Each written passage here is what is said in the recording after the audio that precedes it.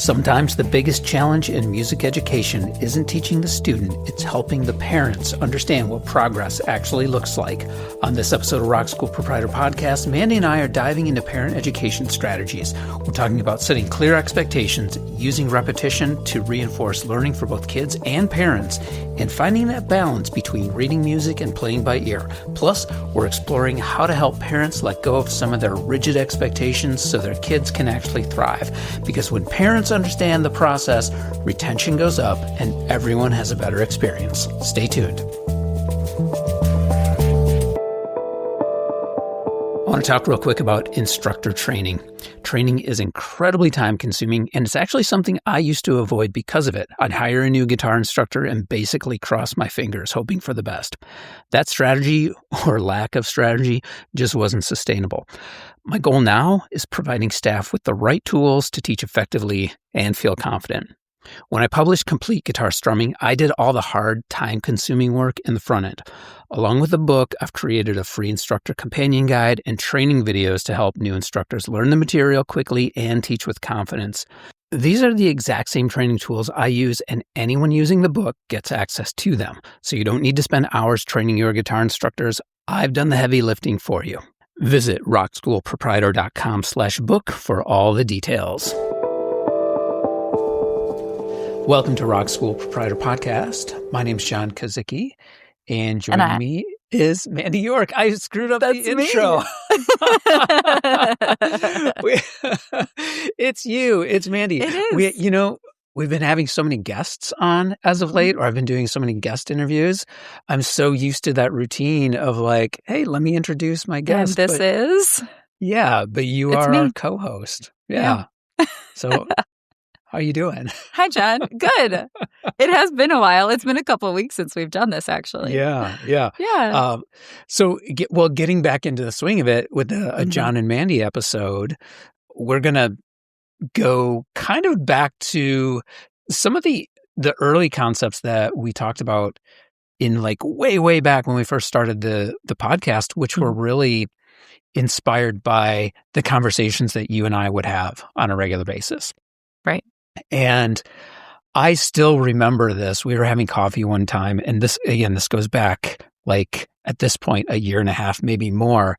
Mm-hmm. And you had said, are parents the real students in music lessons?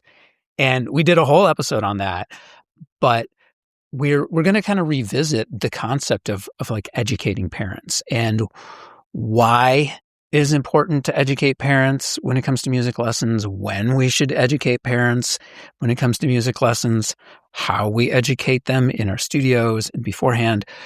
So thoughts on that? Yeah. Oh, I'm all about this.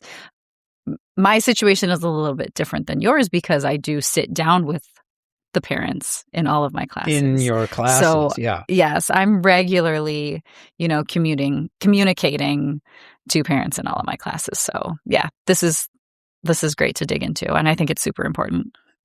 And I was thinking about this morning about when we educate, and for me, and I told you a few minutes ago before we started recording, I do a lot of parent education before parents even get into the studio. So on those initial phone calls, when we're talking about what is the right fit and what program. So that's all like before registration stuff. Do you have ways to communicate what you do in your studio to parents before registration? Yeah, I've always thought that you do such a good job with this. Well, thank you. Yeah, it's really good with your, the way that you communicate, phone calls, tours, all of those things.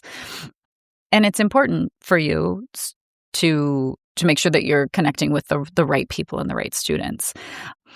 I'm not as good at it as you are. I think my tactic is more a little bit getting them in the door. It's really important to me that like my website, my socials really help prospective clients like visualize what my classes are, because kind of just telling them, is what do you mean you make music with babies? What do you mean? So showing them Yeah. photos of, look, here's what we sit on the floor and we play, shakers and things. Getting them in the door. And then once I have them in front of me in those initial classes is when I really dig in. So a little bit different. Well, and I think we'll get into where you really shine, which is educating when the parents are in the classes with you and the students are in the classes. The things that I do in the front end before, I guess we would call this before registration, to educate the parents. This for me is all about setting expectations. Because when students come to my studio, we start at age 4 and all the way through adults. And I think as kids get older and their maybe prior experience varies and their interests and their tastes change, there's a ton of different ways to approach learning music. And we can't serve everyone, I think. I'm good at what I do and I know what we're good at my studio. And there are other people in our community that I think are really great at teaching in different ways. And so I think it's about setting expectations, finding the right match, right? So number one, I want parents and prospective students to understand what it is that we offer. And yeah, you can put that on the website, but I feel that so often when parents are searching for music lessons, they just think about, well, there's this place down the street. I guess I'll call them and then see what times they have available. And so there's so much more involved in that process, I think, than just convenience, location and times. So I think it's important that we have that discussion about what it is that I offer at my studio and figuring out what's going to be the best fit for their child. And so that way they understand what to expect and we figure out if it's a good fit. Mm-hmm. Yeah, definitely. It saves you time, right? Yeah. And in your situation, toddlers have not developed a specific instrument that they want to play, right? So right out of the gate, there's like, all right, well, we're talking general music classes. They haven't necessarily, at least haven't expressed different interests in musical genres or styles or things like that, Yeah. So I think the way that you're serving the community and the classes that you're offering to get them in the door, we don't have to necessarily deal with those things. Right. Yep. It is different. Mm-hmm. Now, on that, I think the added bonus there on what that does, when we spend the time educating our prospective students and parents before registration, we're going through that process, figuring out, letting them know what the expectations are. This is what we do. This is what we're very good at. This may be what we don't do, what we're not very good at. That's also going to help us attract the right kind of clients to our studio. Mm-hmm. And the hope is that we're going to weed out those clients that might be looking for something different. Not in a negative way, but as a for instance, if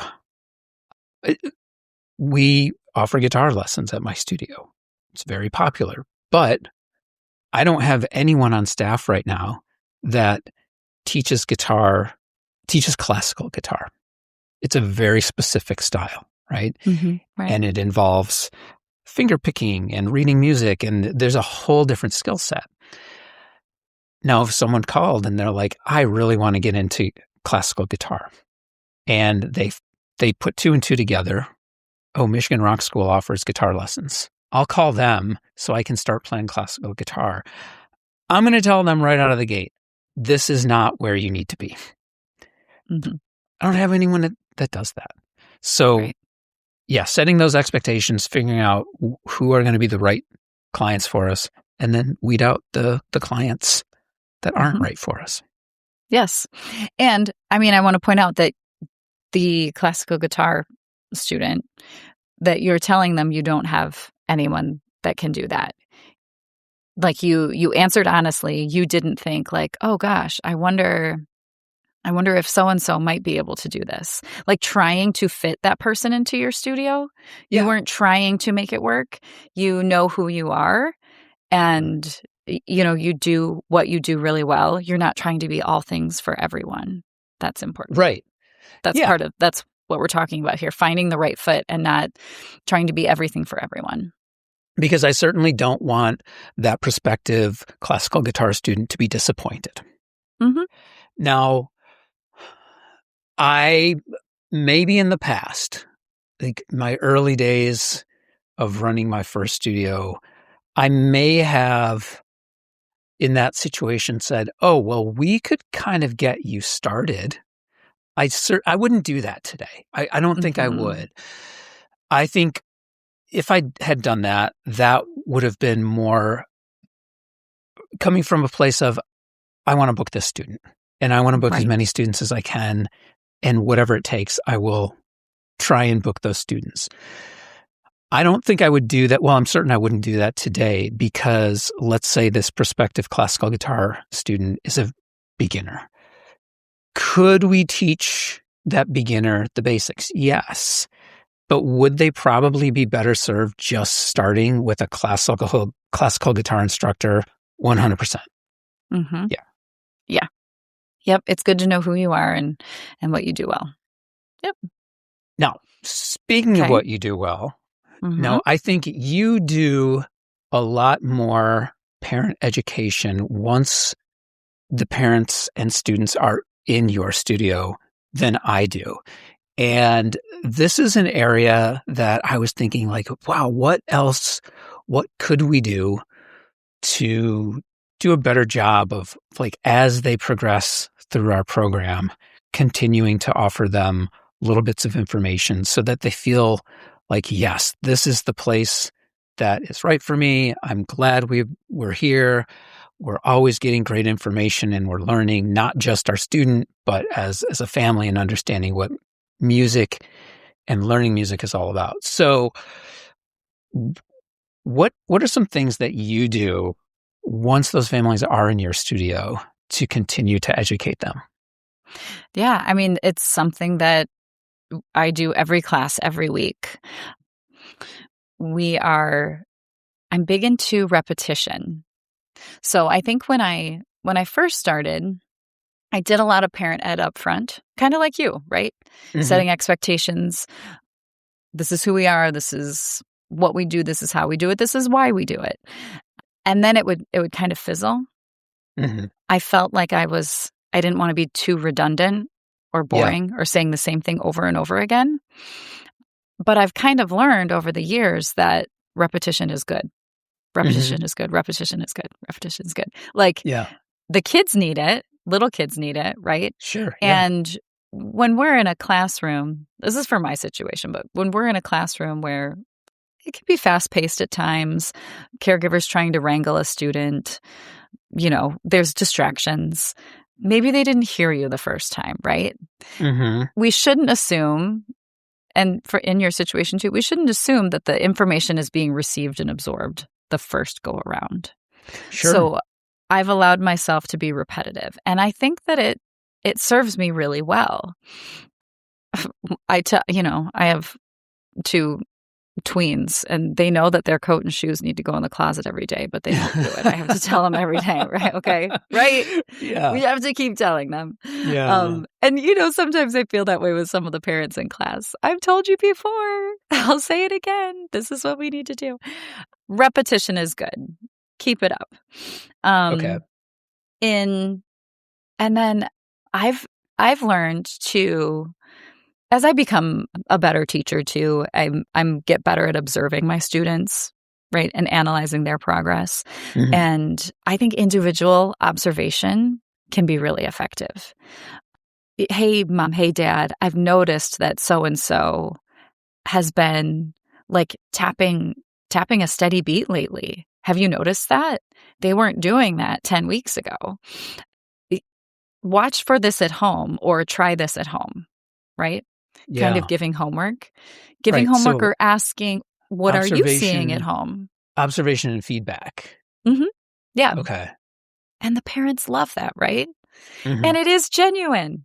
This isn't me saying, "Oh, look how happy they are shaking the egg shaker. Aren't you so glad you joined?" Or I don't know, like something Right. really just not genuine, but this is like, "Wow, I've noticed this behavior coming out. Have you noticed it? Keep an eye on that. Try these things." That's really effective. And kind of along the same line are anecdotes. I really love sharing anecdotes with my families. Hmm. I think this is something that probably you could use as well. I'm dealing with really young kids and young parents, and sometimes parents, they're really hypersensitive about, is my child doing, are they doing okay? Is this the right thing? How should I be supporting them at home? I Hmm. suppose in your studio it would look something like, shouldn't they have learned this whole song by now? Or how much Hmm. should they be practicing, right? And so part of my education to parents too can be like putting their mind at ease. Like, hey, here's an anecdote, you're right. Joey is not doing a lot in the classroom space, but you're telling me he's participating fully at home. He loves Hmm. to dance, he loves to sing, he loves his instruments. Well, let me tell you about, Zoe was a student of mine, and for a whole year she didn't participate in class. And I should put Hmm. that in quotes. Watching is participating. I try to tell my parents that. Hmm. Watching is participating. But Zoe didn't do a whole lot of moving in class for a whole year. And then you know what? Like, she started sitting on my lap. She started like engaging fully, and music learning takes time and each child is different. Giving them anecdotes that kind of show them like how music learning can look like for their student and how it's different for everybody. Yeah. And when you're doing this, when you're giving the feedback and when you're sharing these anecdotes, are these all framed by your big picture goals for your students and your families? Yeah. I try to have like a big picture goal for my semester, right? Hmm. Okay. These are the points I want to cover. Hmm. And I'll even get into like week 3, I want to talk about babbling on the resting tone or something like that. How kids, it's one of the first notes that the kids will sing, right? Is the resting note of a song, resting tone. Hmm. So if I'll demonstrate in class, just naturally at the end of a song, I won't sing the last note and I'll wait. Hmm. And sure enough, someone's gonna finish that note for me. And then Yep. I'll present like that kind of education piece and tell the parents to try it at home. So I have like goals for the whole semester, but like those anecdotes and individual observations are are a little bit off the cuff, right? Okay. And based on what I'm seeing in class. And I think those can be so really effective because they're really genuine and they're in the moment. Yeah. And that positive feedback at that time reinforces like, yep, this is what you need to be doing. This is Mhm. why it's good. This is why it's working. So most of the education you're doing, would you say it's verbal, or do you have other tactics? I mean, Yeah, that's a good you question. Yeah. I bec- the nature of the classes, I'm always saying I try to talk as little as possible, really. Mhm. So it is, I'm demonstrating for parents, and hopefully Mhm. they're picking these things up and supporting the kids at home in the same way. So I just will throw out a couple of these small, brief parent ed pieces during class verbally, but I do more and more. I like to just point sometimes, you Mhm. know, like we're singing, and again, maybe one of the younger kids is doing something we haven't seen before, right? Maybe they're clapping their hands with us, or maybe someone's starting to tap a beat. I will just point, you know, and Yeah. it's nonverbal, and the caregivers' heads will turn and everyone will kind of nod along. Yeah. So it's like, see, guys, it's working. Like, just proof of what's going on. So things like that I do. Because I'm also thinking Yeah. about what are things that I can do in my studio? Mm-hmm. What are things that other people could do in their lesson studios when parents are not present? In the room. Yeah. Right? Because Mm-hmm. the idea is, yes, we're seeing students every week. Yes, we're educating the students. We're showing them how to play. We're showing them how to improve. We're giving them ideas on what they can do at home. Mm-hmm. We're giving the same type of positive reinforcement and feedback, but then they leave the lesson room. Yeah. And just like you said with your daughters, Yes. they could forget, right? So, Mm-hmm. and I don't necessarily think this is about reiterating everything we tell the kids in lessons to Right. the parents, right? This isn't like, oh, well, we write it down in a practice notebook so that the parents can look at it. Or, oh, we send the practice and lesson notes in the student portal and the parents can look at it. I guess where I'm going with it is I wrote down 3 areas that I think I want to focus on in my studio a little bit more, because I think these are beneficial for parents to see and to sort of understand a little bit more about. And maybe other studios would also kind of get something from this. But number 1 would be, how do we continue to educate parents about progress and practice? Mm-hmm. Because just like you were saying, when you do it in class, you're pointing it out. Okay, this is good. This is, or you're giving that positive feedback. In that, And it's not sorry, go ahead. practical to have an instructor parent, conference after every lesson. Right. Yeah. Right. Yes. Yeah. Sure. And you're So how do you do also, that? when you're dealing with the age group that you deal with, they just learn so fast. So you literally could see progress from one week to the next. Mm-hmm. You can see that progress happen because these kids are so little and they're like sponges and they're developing so quickly. You take like a 12-year-old kid Mm-hmm.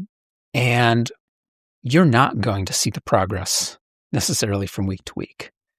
So, and the concepts of, we've talked about practice. I know I've got really strong opinions about practice and what it means, but for me, educating parents on practice and if it's important and when it's important and how it's important, right? So I think that's one area. Another area that I would like to focus on is, what does it really mean when we say music lessons build confidence in kids? Because we hear it a lot, right? Mm. And I think it's true. Yeah. But how do we express that and how do we explain that to parents? That's not just, hey, it's a good thing your kids taking music lessons because it's going to help them build confidence. You know what I mean? Sure. Yeah. Like, what are the ways that we can show parents that music lessons are building confidence? Mm-hmm. Outside of the classroom. Okay. Yeah. Thoughts? I've got a couple. Yeah. I do. This kind of goes back to my comment about repetition. Mm-hmm. Not only am I repeating myself verbally within the classroom, I feel like sometimes I have to come at parents like 5 different ways. Like Mm-hmm. they need an email, they need a poster in the classroom, and then they need to hear it from me, in the classroom at the same, like all these different ways until it finally sinks in. Yeah. So I do things like, in newsletters, I'll put out some parent ed pieces within that newsletter. Okay. I keep a rack in the studio of pieces that I've created and that Music Together has created, Mhm. the program that I license, and so that they can take those at any time if they want to read further. And I remind them that those are there. I I throw out education in my social media channels, Yeah. that kind of thing, right? Mhm. And then you know what I use too? I have a TV in the studio that I update. Yeah, I don't know if you realize that. I update it with a slideshow every once in Okay. a while with kind of, sometimes just posters and pictures, but also like a did you know piece, things like that. Mhm. And it's interesting. Like sometimes a caregiver will come in and they'll say, "Oh, I thought that was really interesting in that email you sent." And you're like, "Oh, wow. At least one person read it." Yeah. You Yeah. never know. Or they'll come back. Someone will mention the parent ed snippet that was on the TV. They'll Mhm. mention it to me. In the next class, someone will say, "Oh, have you always had that TV? Is that new?" Do you know what Okay. I mean? Like they never knew Yeah. the TV was there. This person's reading it. I I think that there's a lot of different ways to do it, and that in my opinion, I don't know, it's just me. I put them in all those different channels Okay. because depending on the person, someone's going to read the email, someone's going to pick up the flyer, someone's going to notice what you wrote on the posted on the Okay. screen. So you've got like those are all man, those are all great. Those are all very good practical tactics where because you mentioned email, Mhm. you mentioned the TV, and I'm assuming those are like infographics. Yep. Okay. Yep. And then you mentioned uh, handouts and posters on the wall. Mhm. So those are three really good tactics for parent education where the email is something that maybe they'll read, maybe they won't, Mhm. but it's at their convenience. The TV screen is something that visually they will see maybe in class at the beginning or after and pick up that important information. And then Mm. the brochures and the posters similar, but the brochures or little flyers, something that they can take home. So I think that gives me ideas on what I could do in my studio because again, going back to the areas where I feel like I would like to do a better job with my current families in educating them would be on concepts like progress and practice, building confidence. Because so this is a conversation that I have with parents a lot when it comes to building confidence. Because again, going back to that concept, taking music lessons builds confidence. I agree, but I think uh, like if I was a parent and I didn't know, and I just asked like Mhm. how does how do music lessons build confidence or like why? I would expect as a parent who's asking the provider, I would expect a really good answer. Mhm. And one of the things that I've seen in my studio is this belief that, and this is related to our band program and our private lessons. I've dedicated a lot of time and focus on making sure that learning a musical instrument and playing in a group setting with other people of your skill level and ability level and developmental level and age level is accessible across the board. And still, I have a lot of parents in my studio that believe, oh, my kid needs to take private lessons to be confident first before they start playing with other people. And I am of the belief that that confidence is actually it's reversed. That confidence is going to come from when they do play music with other people of their skill level. That's how they're going to build confidence, not in an isolated lesson room, but when they're with other kids and they're seeing other kids making the same mistakes and, or making different mistakes and they're having those interactions. So that's the building confidence one that I would like do something with. Mm-hmm. Then the last one that I would like to do something with is the concept of reading music and playing by ear, and how to educate parents that there's value in both, and there's value in one or the other at different times in a student's journey as a student, right? And it's okay if at a certain point a student feels more confident learning by ear than they do reading music. Because again, we still have a lot of parents who just assume, well, if my kid's taking music lessons, then they should be learning how to read music. And that's like the path. So those are the three areas, like the progress and practice thing, the building confidence, and the reading music and playing by ear. Mm-hmm. Any pushback from you on the reading music thing? You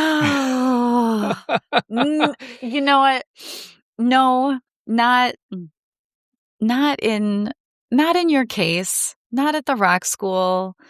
Like, I do think it's okay.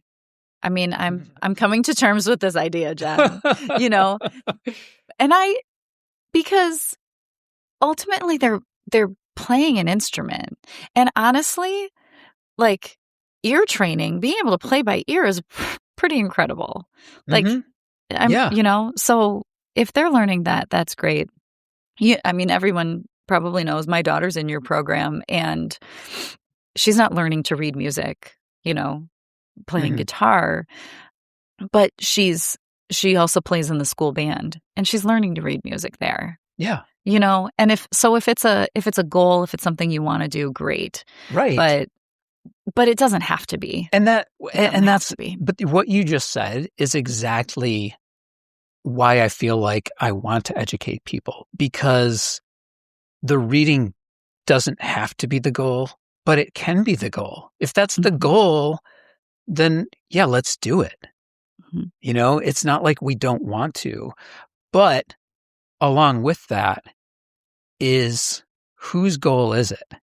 Is it the student's goal or is it the parent's goal? And what is the motivation behind that goal? Right? Because in a situation where a kid is really good at reading music, it makes that path easy. Like, yeah, they're going to feel good about reading music. And so, yes, let's lean into that. I don't think anyone would argue with that, right? Right. Flip that coin in a situation where a kid is really good at playing by ear. Mm-hmm. Should we force them to read music just because? Right. Or should we lean into them learning by ear because they're going to feel great about it? And then, over time, we can teach them to read. Right. What are the consequences of really forcing that, like, music reading on that student that is, having a positive experience and learning to play by ear? Yeah. I think that's important to think about, the consequences. Yeah. Mm-hmm. I like these points, and the areas that you want to educate parents on. And as you were telling me, it made me realize, you've thought about conversations that you've had with your parents. Like, you just didn't decide that, forgive me, I don't know, like, finger dexterity or whatever is really important, and you want to educate parents and students on, like, finger exercises or whatever, right? Yeah, right. No, you thought about what's being discussed, what's coming to you, what's important to your families, and you're thinking about how to approach that, right? Yeah. I like that. I do the same thing, I hear things about this just I don't think my child is ready, or I think that they need something more active, like, and I think about how to approach that, and, like, the language and vocabulary to use. Yeah. Something I've been using a lot lately is, I want everyone to let go of their expectations about what you think your child should be doing in here. Right. Right. Yes. So, and So my point in that is, like, that's kind of new language for me. I've been saying that, but in different ways. Mm-hmm. So for me, this parent ed thing is always evolving. I haven't been giving the same spiel or whatever for 10 years. Mm-hmm. I'm kind of constantly revising it, thinking about the best way to say it. I think that's a good thing to think about when you are kind of planning out how you want to educate your parents. It's not like, here's what I want to say, and I'm going to put it on a poster, and that's where it's going to sit for 5 years. Right. Yeah. Keep evolving. Keep like thinking about the topic, the problem, and how to communicate, I think. Cool. I think, so this is, as we're recording this, we're in December. I think what I'm going to do then for myself is this is going to be one of my in the new year things. I'm going to focus a little bit more on, because I already do a lot of that parent education before these kids become students.